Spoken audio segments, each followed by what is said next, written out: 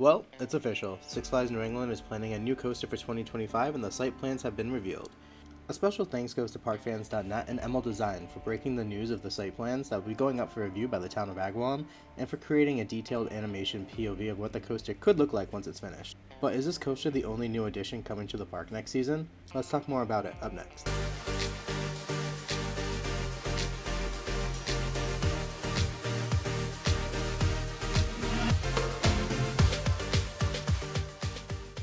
Now, before we begin, at the time of recording this, there is no guarantee that the coaster will actually be coming to the park, since it has officially not gotten approval from the town of Agawam quite yet.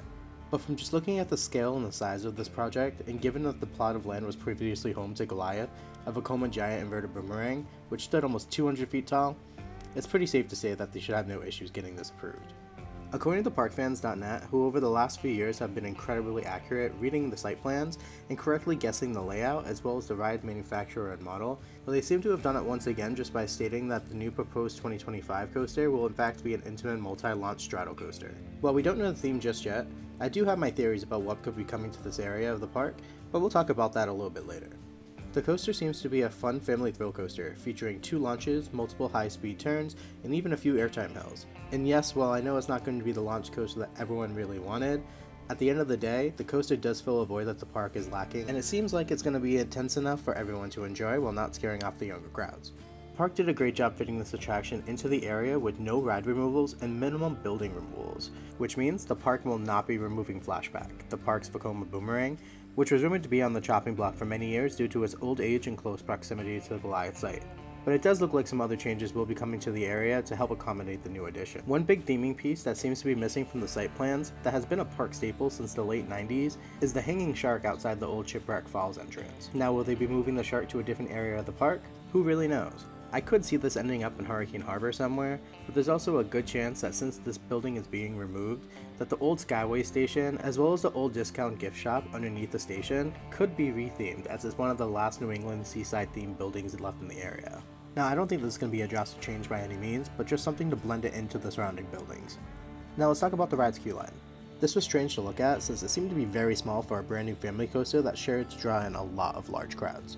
I highly expected that the park would use the former second queue house for Goliath, which in recent years has turned into the Good Eats Cafe, which is barely ever open anyway, but that doesn't seem to be the case, as the exit path for the ride goes over a small bridge that goes up and over to the other side of the load platform, and then runs along the side of the main entrance path, which essentially just cuts the 2 switchbacks in half. Personally, I would much rather have the Good Eats Cafe removed and the exit path come out near the watering hole, which would allow the coaster's exit to essentially just follow on the outside of the switchback, allowing them a lot more queue space. But anyways, I digress.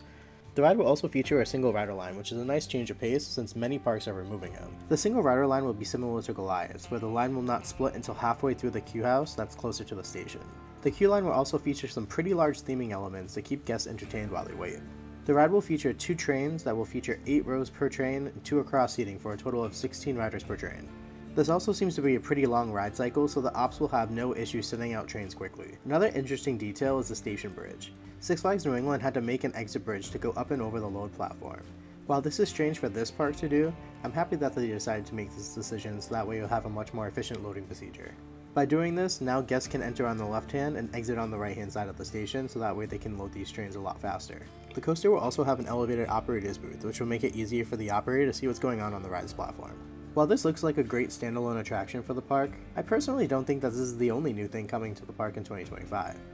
Over the last few years, Crack Axle Canyon has started to fall into a kind of a state of disrepair.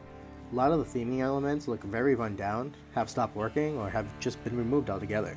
And in recent years, the upper section of the land, including most of Crack Axle's operating attractions, has actually been closed off for either a few weeks or months at a time, making guests really wonder what's going on in Upper Crack Axle.